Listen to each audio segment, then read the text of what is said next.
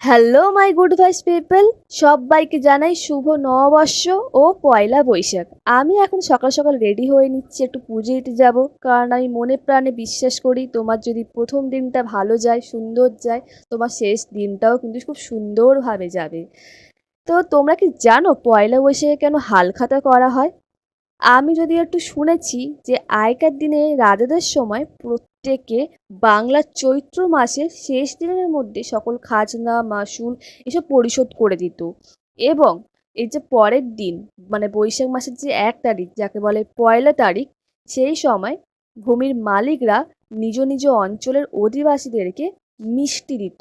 তো সেই থেকে হয়তো এই মানে হালখাতা রিচুয়ালটা এসছে। আর দেখো তোমার সাথে কথা বলতে বলতে আমি কি সুন্দর রেডিও হয়ে গেছি, আর আমার 3 বান্ধবীর সাথে দেখাও হয়ে গেছে। তো আমরা সব মেট্রোতে গল্প করতে করতে চলে গেছিলাম দক্ষিণেশ্বর। আর দক্ষিণেশ্বরে না আমার এই স্কাই ওয়াকটা খুব পছন্দ হয়েছে, কারণ যখন ছোটোবেলায় মা বাবার সাথে আসতাম দক্ষিণেশ্বর, তখন অনেক অলি গলি মানে ঘোরাফেরা করে তবেই দক্ষিণেশ্বর পৌঁছতাম আর কি। বাট এখন এই স্কাই ওয়াকটার জন্য একদম ডাইরেক্ট আমরা দক্ষিণেশ্বর মন্দিরে চলে যাই। আর দক্ষিণেশ্বরে যেহেতু আজকে পয়লা বৈশাখ ছিল, তো প্রচণ্ড পরিমাণে ভিড় ছিল। আমরা 8:30টায় মানে লাইন দিয়েছিলাম সকাল, আর পুজো দিয়েছিলাম 11:30 এরকম বেজে গেছিলো। তো যাই হোক, ভালোভাবে আমাদের পুজো দেওয়া হয়েও গেছে। আর সেই সময় কোনো ভিডিও করতে পারিনি, কারণ আমাদের ফোন, ব্যাগ এই সব কিছু রেখে যেতে হয়েছিল। আর যখন ছোটোবেলায় আমরা পুজো দিতে আসতাম না মা বাবার সাথে, তখন এখানে অনেক দোকান ছিল যেইগুলো মানে বাঁশ দিয়ে বাঁধানো, মানে ছোটোখাটো এরকম দোকান টাইপের ছিল, যেখানে আমরা মানে খেতাম। তো এখন দেখছি ওই দোকানগুলো আর নেই। এখন দেখলাম যেহেতু রাস্তাটা চওড়া হয়ে গেছে, তাই এখন সুন্দর করে দোকানপাটও করে দিয়েছে।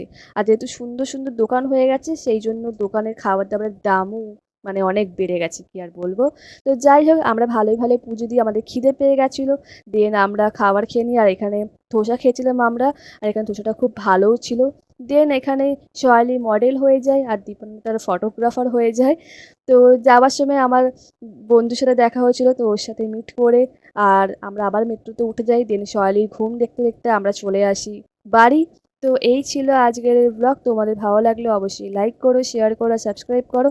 দেখা হচ্ছে তোমাদের সাথে নেক্সট ব্লগে। আপাতত বাই।